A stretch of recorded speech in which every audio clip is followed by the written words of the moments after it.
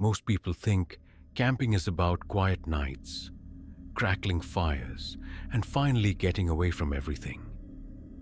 But when the woods go silent, it's usually because something else is listening.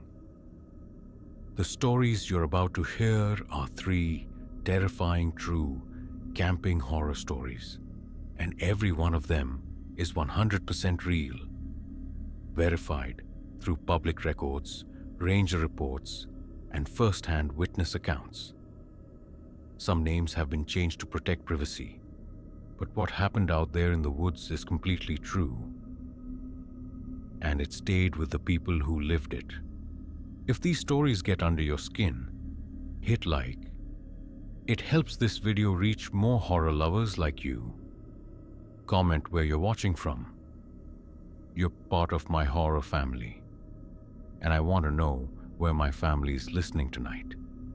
Tell me which story hit you the hardest and subscribe, because every subscription fuels this channel to bring you even more true, unsettling stories that refuse to stay buried. I didn't go into the mountains because I was brave. I went because I was tired of being watched in the ways that mattered. After my breakup, people kept checking on me. Texts from my sister, calls from my mom, co-workers lingering by my desk like they were waiting for me to crack. It was well-meaning, but it made me feel like a project. Like I was something fragile they could accidentally shatter if they said the wrong thing. So when the leaves were gone and the first real cold set into the hollows, I took a week off, loaded my car with a tent and a cooler and a sleeping bag that still smelled faintly of campfire smoke from better years, and drove into the Appalachian backroads where the cell signal disappears and nobody asks if you're okay. I picked a national forest outside of Harlan County. Nothing glamorous, just a long stretch of trees and ridges stitched together by old logging roads. Off-season meant the campground gates were open, but unattended. The little booth at the entrance had a sun-faded map taped inside and a slot for payment envelopes that looked like it hadn't been checked in months. The road in was narrow and muddy, the kind that forces you to drive slow. Fog pooled low in the bottoms, clinging to the ground like something spilled. The bare branches overhead clicked together in the wind with a dry, impatient sound. Every now and then, a crow would call from somewhere high up, and the sound would carry too far, making the woods feel even emptier. The campground itself was a loop with maybe 20 sites. Picnic tables sat damp and silvered with age. The fire rings were filled with soggy leaves and black ash. A bathhouse stood at the far end. Cinder block, graffiti on the door.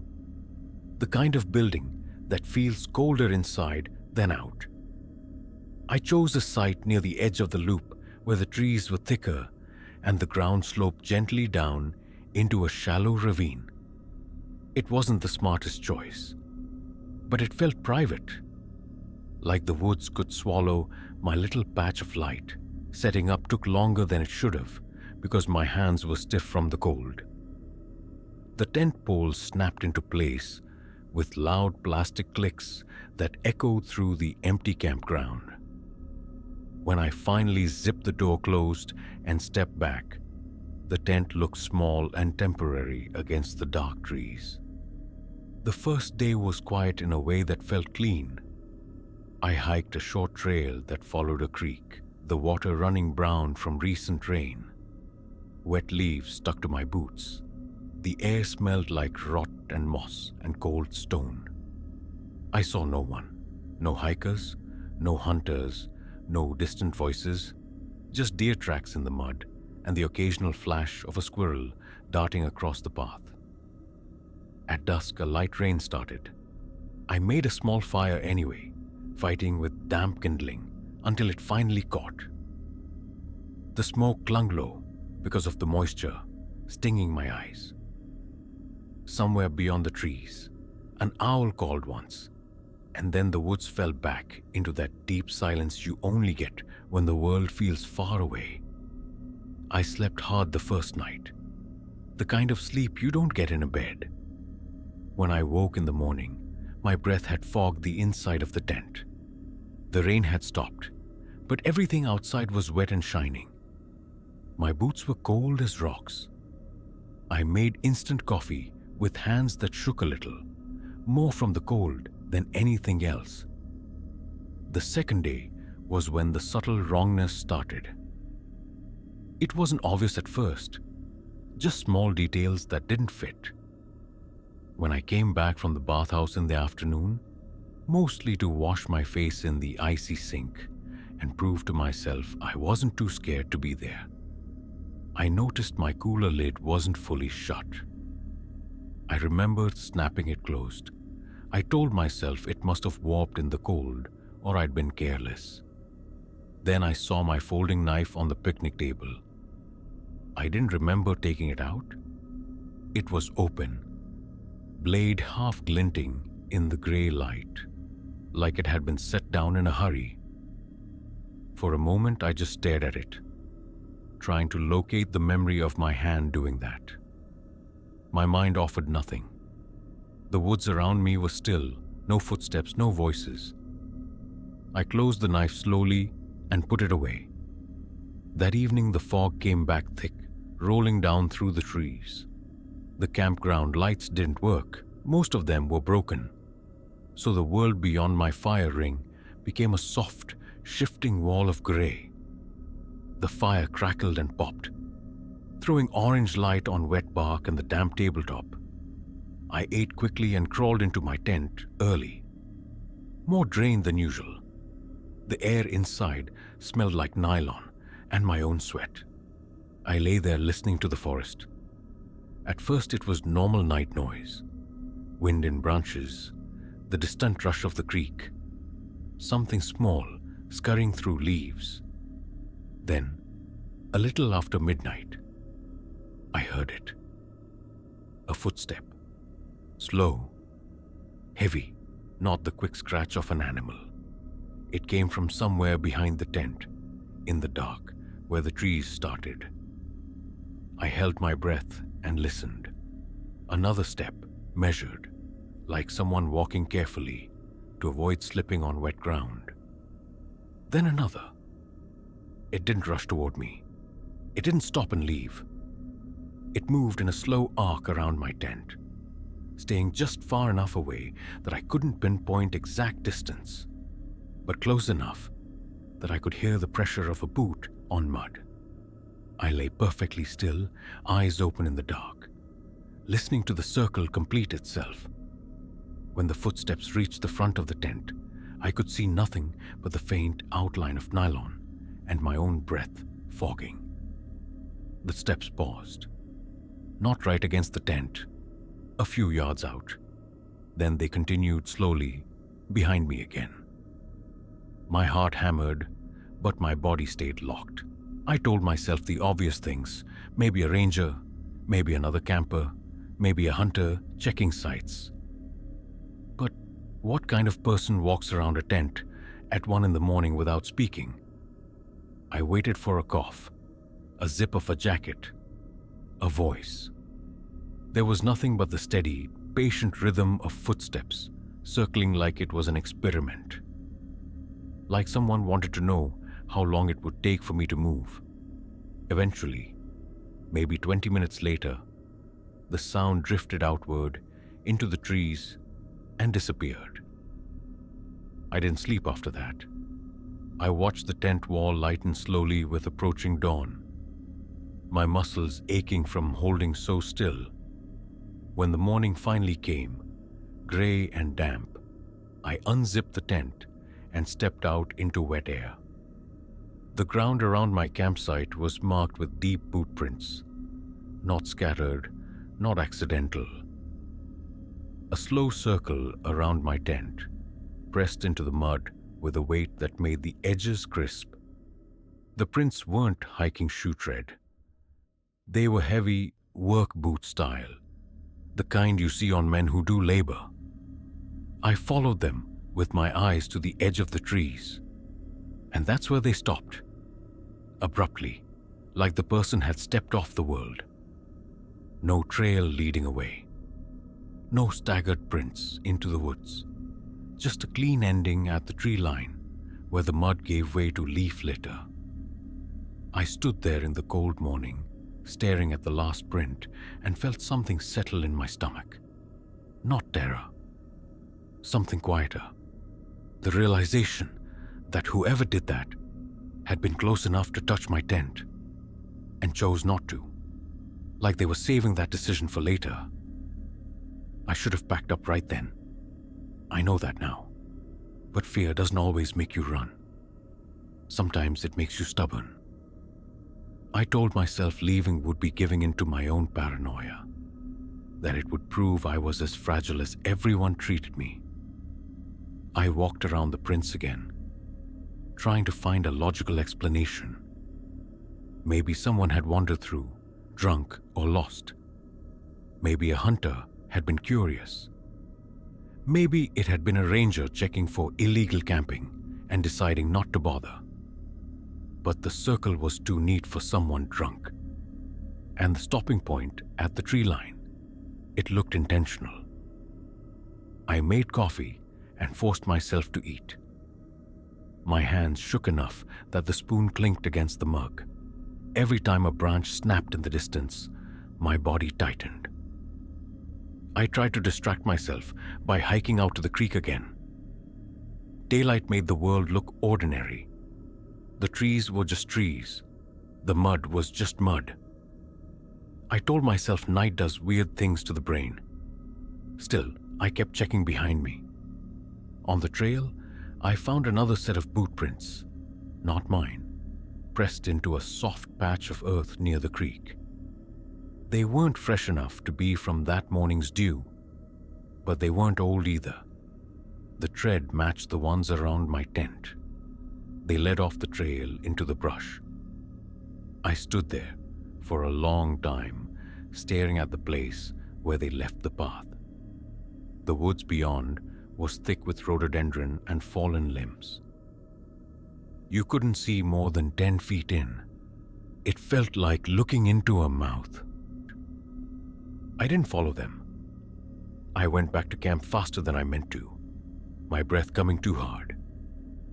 When my tent finally came into view through the trees, relief hit me so hard it made my eyes sting. Then I noticed something that made that relief vanish. My tent zipper was pulled all the way down. I stopped dead. I knew I'd zipped it when I left. I'd even tugged the flap over the zipper line because the rain had threatened again. The opening gaped slightly, dark inside. I stood there listening. No footsteps, no movement. Just wind dragging through dead leaves. I didn't want to stick my head inside. I did anyway, keeping my body outside, like that would somehow make me safer. My sleeping bag was disturbed, not thrown around, just shifted. The top edge folded back slightly, exposing the lining. My backpack was still there, but the outer pocket was unzipped. Nothing obvious was missing. That was worse than missing. Theft would have made sense. This felt like someone had gone in just to prove they could. I backed away and looked around the campsite. My eyes scanned the tree line, the ravine, the empty loop road. Everything looked the same, too still.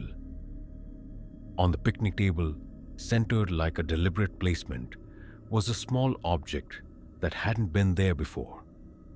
A laminated photograph, damp around the edges. I stepped closer slowly, my pulse loud. The photo showed a man standing in front of a different campsite, holding a fish. The background was unmistakable. The same ravine slope, the same crooked pine leaning left, the same fire ring. My campsite. Only the photo was older, judging by the faded colors and the way the edges had been bent and reflattened, like it had been carried in a wallet for a long time. I flipped it over. On the back, written in shaky pen, were 3 words: "You sleep hard." The cold that went through me wasn't just fear, it was humiliation. The thought of someone watching me sleep and then leaving a comment like that, like I was entertainment, made my stomach twist. I grabbed the photo and shoved it into my jacket pocket without thinking, like it was evidence I needed to keep. Then I stood there, breathing hard, trying to decide what to do. The sensible choice was to leave immediately. Instead, I did something stupid. I convinced myself I needed to see who it was. I needed clarity. I needed my brain to stop filling the gaps with shapes and intentions. So I waited. That afternoon, I moved my chair to face the tree line where the boot prints had stopped. I kept the firewood stacked, kept my knife close, kept my car keys in my pocket. The sun set early behind the ridge, turning the fog gold for a moment before it all went gray again. I kept telling myself, if someone came back, I'd shout, I'd shine my flashlight. I'd make it clear I wasn't asleep. Night fell, and with it came that thick mountain quiet. The creek sounded farther away. The wind died. Even the insects seemed absent, like the cold had shut them down. At 3:10 a.m., I checked my phone. No service. Of course, I sat in my sleeping bag with my back against the tent wall, knees drawn up, flashlight in my lap. I didn't dare lie down. At 3:17 a.m., a time my brain latched onto for no good reason, there was a soft crunch outside. A step, then another, not circling this time, coming straight toward the tent. My breath caught. I clicked off my flashlight and held it tight. The footsteps stopped a few yards away, in the same spot they'd paused the night before. I could feel the presence out there, not supernatural, just human, solid and patient in the dark. Then I heard something else. Fabric shifting, like a jacket sleeve moving. A faint scrape, like a hand brushing a tree trunk. And then, a whisper of sound so soft I almost missed it. The zipper tab on my tent moved. Not yanked, not ripped, just nudged, as if someone's fingers had found it. I froze so hard my muscles cramped. I stared at the faint line of the zipper in front of me, willing it not to move. The tab slid half an inch. I bit down on my own knuckle to keep from making a sound. Outside, the person breathed, slow, controlled, close enough that it was unmistakable. They didn't open it all the way. They didn't shove a hand inside. They stopped, just like before, testing, measuring. Then the breathing shifted, like they were smiling. And that's when my own body betrayed me. My phone lit up for a second, screen glowing as it tried and failed to find service. A small accidental light inside my tent, a beacon. Outside, the person went perfectly still. For a long moment, nothing moved. Not the zipper, not the tent wall, not the trees. Then I heard a single soft sound, almost affectionate. A fingertip tapping the nylon right near my face.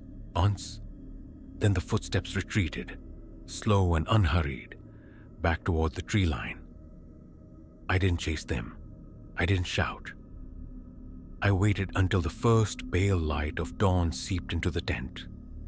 Then I exploded into motion, throwing things into my car without folding, without packing, hands shaking so badly I dropped my keys twice. When I finally drove out of that campground, the fog was thick enough that the world beyond my headlights didn't exist. Trees appeared and vanished like figures. Halfway down the road, I looked in my rearview mirror. The campground entrance was empty, but in the fog behind me, at the edge of where the headlights faded, I thought I saw a shape standing still, just for a second, watching the taillights disappear. I've replayed that moment 1,000 times, trying to decide if it was real or my mind turning fear into a silhouette. The photo is what makes it real. I still have it. It's tucked in a drawer with old bills and receipts, like a thing I don't want to admit matters. Sometimes I take it out and stare at those words on the back. You sleep hard. And I feel the same sick mixture of shame and dread. Because the worst part isn't that someone circled my tent. The worst part is that they learned something about me. And I still don't know what else they learned while I was asleep. I didn't suggest the trip. That part matters. It was Ethan's idea. Late spring, river camping, one last quiet weekend before his new job started in Pikeville. There were 4 of us, me, Ethan, his girlfriend Mara, and Joel, who brought more fishing gear than food and kept promising he'd catch dinner. We'd all grown up around the Appalachians, so none of this felt adventurous. It felt familiar, safe, like something we'd done a dozen times before.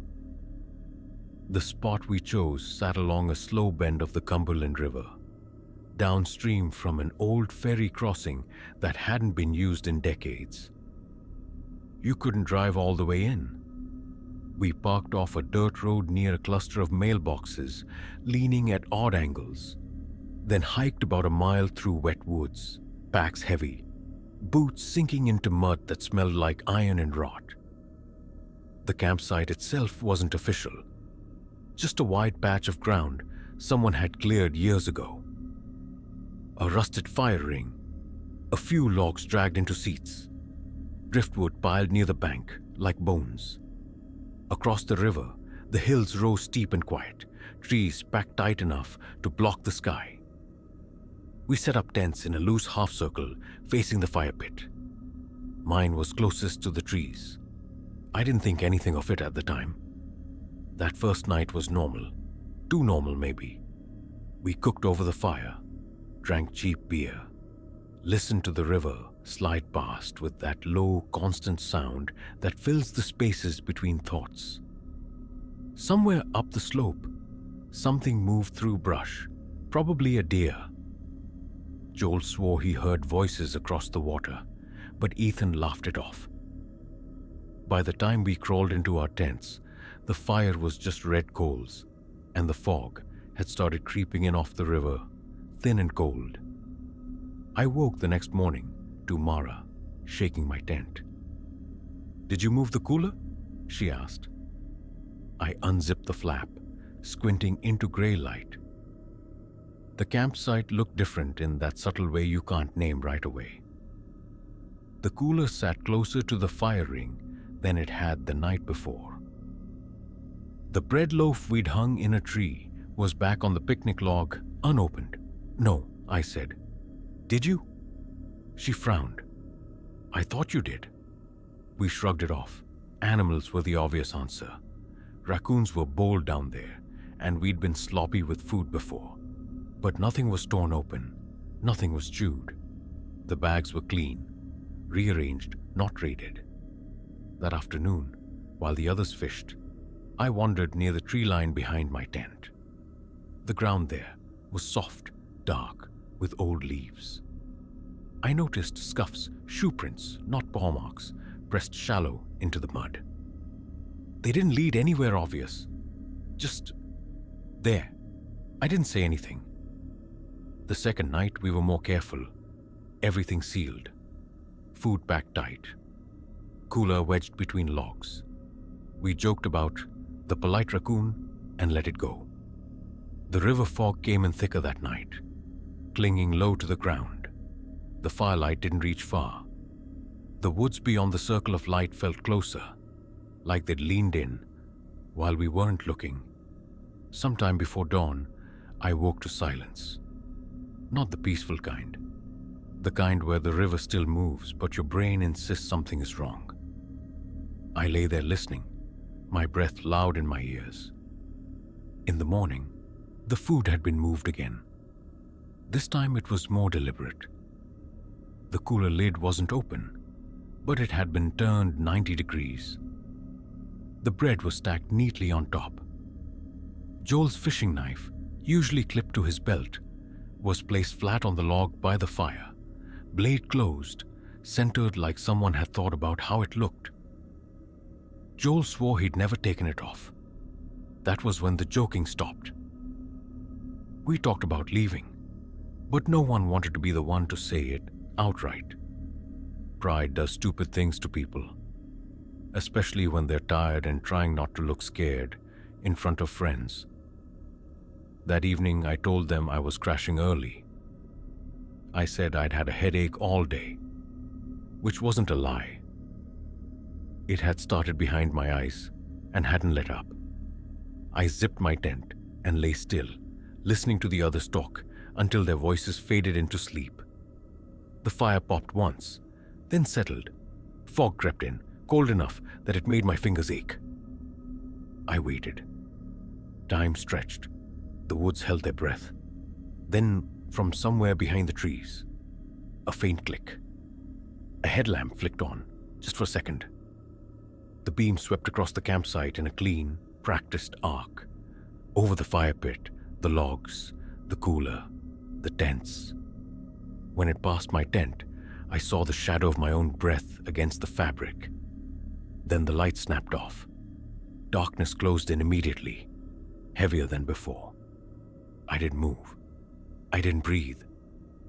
I listened for footsteps, for branches snapping, for anything that would make this make sense. There was nothing. The next morning, none of my friends mentioned seeing anything. I didn't either. Not yet. But near the fire pit, etched into the damp dirt with something sharp, were 4 words. I know you saw. The letters were careful, even, like the person had taken their time. I stared at them until the others noticed me staring. No one laughed. And that was the moment I understood something I hadn't let myself think before. This wasn't about food. It was about us. Ethan wanted to pack up immediately. Mara agreed. Joel hesitated, scanning the woods like he expected someone to step out and explain it all, like a prank gone too far. I didn't argue. I just nodded and started breaking down my tent with hands that wouldn't stop shaking. The dirt message stayed there, half smudged by dew, even as we moved around it. None of us touched it. It felt wrong to disturb, like proof that might matter later. We loaded packs fast, quieter than we'd ever been on a trip together. The woods felt closer in daylight now, not safer. Every sound made my shoulders tense. The river slapping against the bank, a bird bursting from brush. The scrape of Joel's boots on rock. As we were about to leave, I noticed something near the tree, where we'd hung the bread the first night. A scrap of fabric caught on a low branch. Dark green, canvas, like a jacket sleeve. It wasn't ours. I almost picked it up. Almost. Instead, I let it hang there, twisting slightly in the breeze, like it had been placed deliberately where someone knew we'd see it. The hike out felt longer than the hike in. The trail back to the road curved through a hollow where sound didn't travel well. More than once, I thought I heard footsteps behind us, but when I turned, there was nothing. Just trees and mud, and the narrow path winding away. At the cars, we didn't linger. Doors slammed. Engines started. Gravel spit under tires as we pulled away. No one suggested calling the rangers. No one suggested the police. What would we even say? Someone moved our food. Someone wrote a message in the dirt. Someone watched. That kind of thing sounds thin when you say it out loud. For a while, life went back to normal. Ethan moved. Mara stopped camping altogether. Joel joked about river creeps, like turning it into a story would drain it of power, but I couldn't shake the feeling that something had been interrupted, not ended. 3 weeks later, I got a message from Joel. "You ever check your pack after that trip?" I stared at the screen longer than I should have. That night, I dug my old backpack out of the closet. It still smelled faintly of river water and smoke. I emptied it onto the floor. Sleeping bag, cook kit, extra socks. At the bottom, tucked into an inner pocket I never use, was something that hadn't been there before.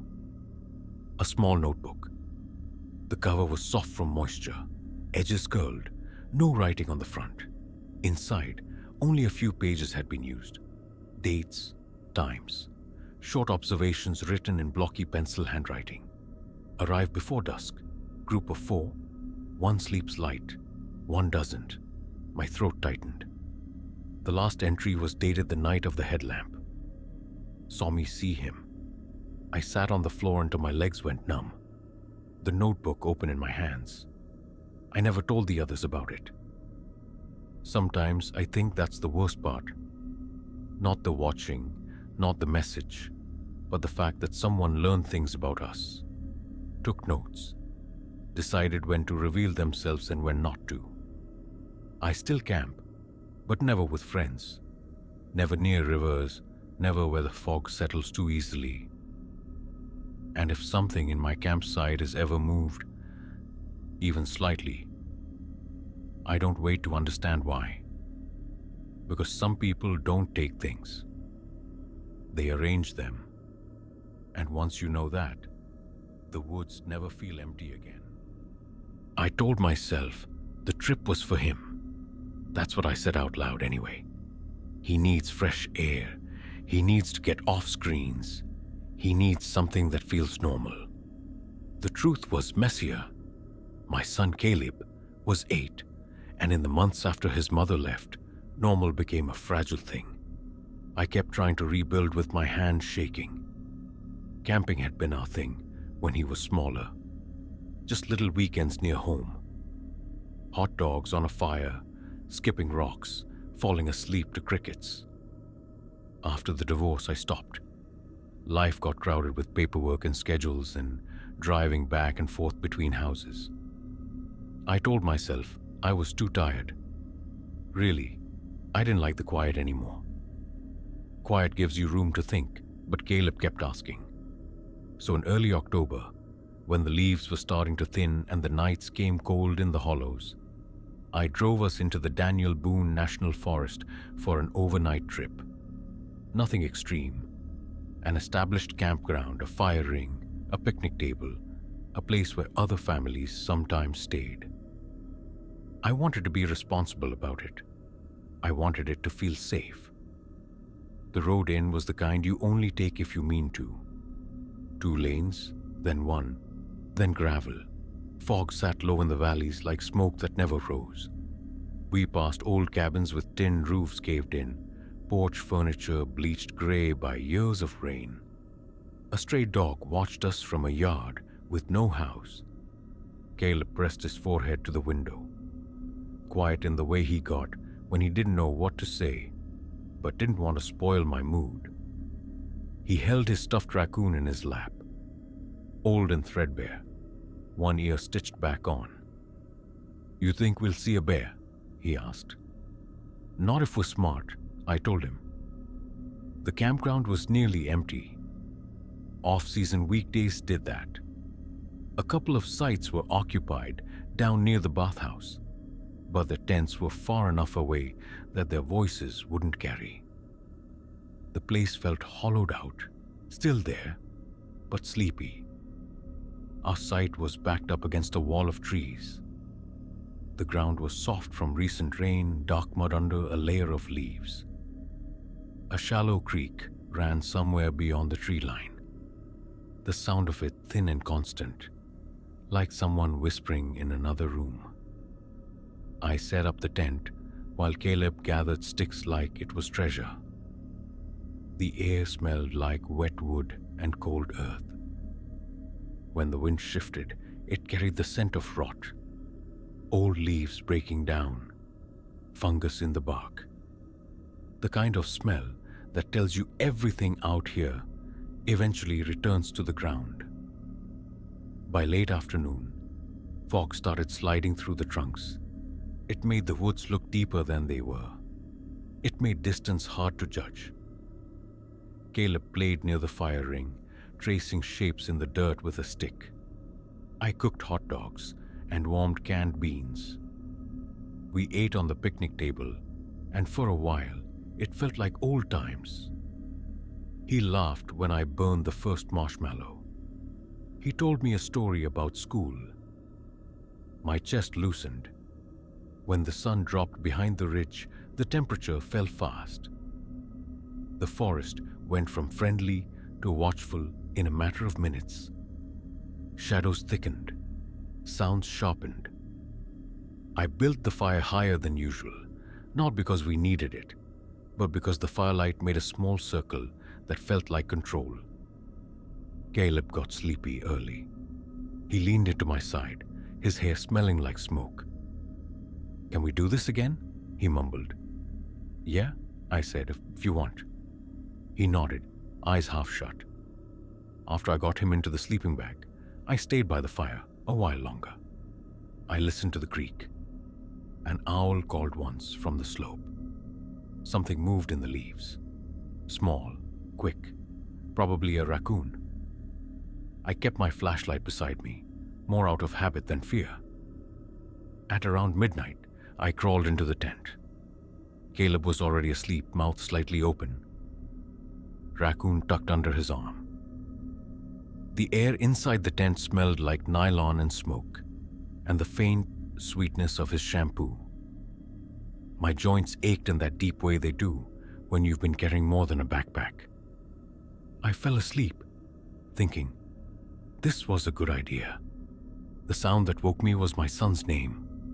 Soft, stretched out slightly, as if whoever said it didn't want to wake anyone else.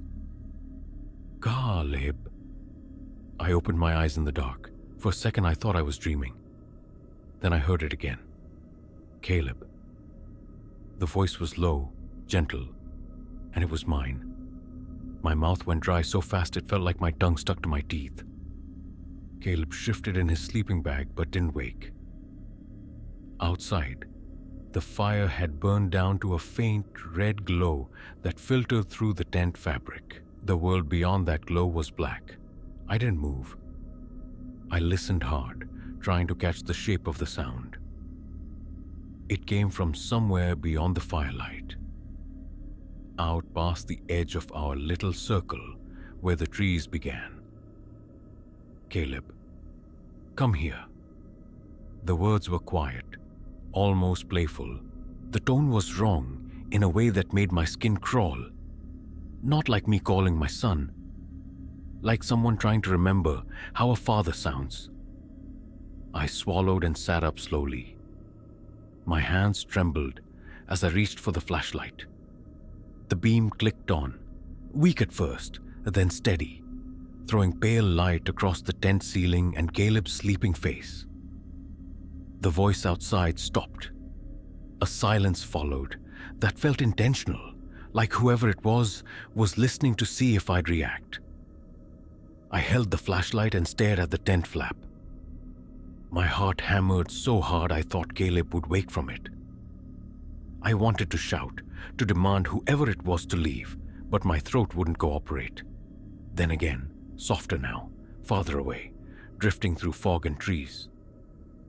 Caleb. I leaned toward the tent zipper and listened. I could hear the creek. I could hear wind in branches. No footsteps, no snapping twigs. Just that voice, distant, calling once more, and then fading like it had never been there. I didn't sleep after that. I kept the flashlight in my hand until dawn bled gray through the tent fabric. Caleb woke up cheerful, unaware. "Dad, did you hear that owl?" he asked.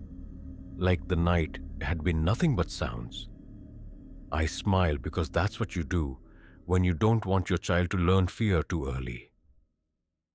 But when I unzipped the tent and stepped outside, I saw the mud near the fire ring was marked with small footprints, Caleb's footprints, and another set beside them. Same size, same shape, heading away from our tent toward the woods. I stared at them until my vision blurred, then followed them to the tree line. They continued into the leaves for a few yards, then vanished where the ground turned rocky and the prints couldn't hold, as if whoever left them knew exactly where to stop. I didn't tell Caleb what I'd heard. I told him the woods were too wet and we should pack up early, and he accepted it without complaint, which made my chest hurt. He was used to adults changing plans for reasons they didn't explain. While he ate a granola bar, I walked the perimeter of the campsite, pretending to look for trash. Really, I was looking for signs that someone had been close. A discarded wrapper, a cigarette butt, a footprint larger than a child's. I found none of those. What I did find was worse because it was subtle. Near the edge of the fire ring, half pressed into the mud, was a small plastic object. One of those cheap novelty keychains shaped like a bear. It wasn't ours. It was scuffed like it had been carried a long time. I picked it up and turned it over in my fingers. The back had a name scratched into it with something sharp. Caleb. My stomach turned over. I looked at my son, sitting on the picnic bench swinging his legs, humming to himself. He hadn't noticed me freeze. He didn't see the way my hand clenched around that tiny piece of plastic like it could explain everything. He could have dropped it, my brain offered desperately. Kids drop things. Maybe it was his, and he'd forgotten. But Caleb didn't have anything like that. And I didn't know any reason. His name would already be carved into an object left at our campsite. I slipped it into my pocket and forced myself to keep moving like nothing had happened. We packed quickly. I folded the tent with numb hands. The fabric was damp and smelled like smoke and morning cold. I kept glancing toward the tree line, expecting to see someone standing just out of sight. Nothing. The campground looked ordinary again in daylight. A couple sites down, a family was cooking breakfast. Someone laughed. A car door slammed. The normal sounds made me feel insane, like I was the only person who'd heard something that didn't belong. On the hike back to the car, Caleb skipped ahead, stopping to point at mushrooms, asking if we could come back in the summer when it was warmer. I answered him automatically, but my mind kept replaying the voice. My voice, getting the tone wrong. At the car, I buckled him in and sat behind the wheel for a long moment before starting the engine. My hands were slick with sweat. Caleb looked at me. "You okay?" "Just tired," I said. On the drive out, fog still hung low in the valleys, turning the world soft and gray. The road twisted along ridges and dropped into hollows where the trees pressed close. Every now and then, Caleb would talk about school, about his mom's dog, about how the marshmallows were better when they burned. I nodded. I kept my eyes on the road. That night, after I dropped him at his mother's house, I sat alone in my kitchen with the bear keychain on the table. Under the overhead light, it looked even cheaper. Something you'd win from a claw machine. But the name scratched into it, Caleb, was deep enough that it had turned white in the grooves. I didn't want to do what I did next. I did it anyway. I called the ranger station listed on the campground sign. A tired voice answered. I told him carefully that we'd heard someone at night near our site, that there were strange footprints, that I was worried someone had been there. He asked what site number. I told him. He was quiet a second. Then he said, "You said you heard someone calling a kid's name?" Yes, I said. My sons, he asked. Using your voice? I didn't respond right away. My throat tightened. I. It sounded like me. Another pause. He didn't sound surprised. He sounded exhausted. Listen, he said. There are people out there who do that. Not. Not like a ghost thing. Just people. Folks who mess with campers, folks with problems. If you ever hear your name or your kid's name from the dark, you don't answer. You don't go looking. You pack up. You leave. I wanted him to say he'd send someone. I wanted him to say it was a known person, that they'd catch him, that there was a reason. Instead, he said, I'll put it in the report. When I hung up, the kitchen felt too quiet. The hum of the refrigerator sounded like breathing. For days after, I kept checking my son's shoes. Not for mud, there wasn't any, but for the pattern on the soles, trying to match it to those second set of prints. It was pointless. Child shoe treads all looked similar in the right kind of mud. A week later, Caleb told me something that made my skin go cold all over again. He said casually, while we were eating dinner at my place, Dad, did you talk outside the tent? I tried to keep my face normal. What do you mean? He shrugged. I heard you say my name. I thought you were telling me to get up, but I was sleepy. My fork paused halfway to my mouth. I forced a laugh that sounded wrong even to me. That was probably a dream, I said. Caleb nodded and went back to eating, like it didn't matter. Like it was just one more weird thing kids accept. But it mattered to me, because it meant he'd heard it too. He'd heard my voice calling him. And the next day while doing laundry, I found something in his jacket pocket from the camping trip. Something he must have picked up without thinking. A small smooth stone, the kind kids collect. On one side, scratched faintly with a nail or a blade, was a single letter. I sat on the floor holding that stone, feeling the same shame I'd felt at the campsite. Not because I'd been scared, because I'd taken my son somewhere isolated and told myself it was safe, because it was familiar, because I'd wanted normal so badly, I ignored how little control you actually have in the woods. We never went camping again, not the two of us. When Caleb asks now, I make excuses, busy, work, weather. But the truth is, sometimes I wake up in the night and hear my own voice in my head, calling his name the way it sounded out there, close but wrong, gentle but empty. And I remember those child-sized footprints leading away from our tent. 2 sets. One of them, his. One of them belonging to someone who knew exactly how to make him follow. If today's story touched a quiet corner of your heart, if for a moment you felt like someone was standing close to you, then remember you are not alone.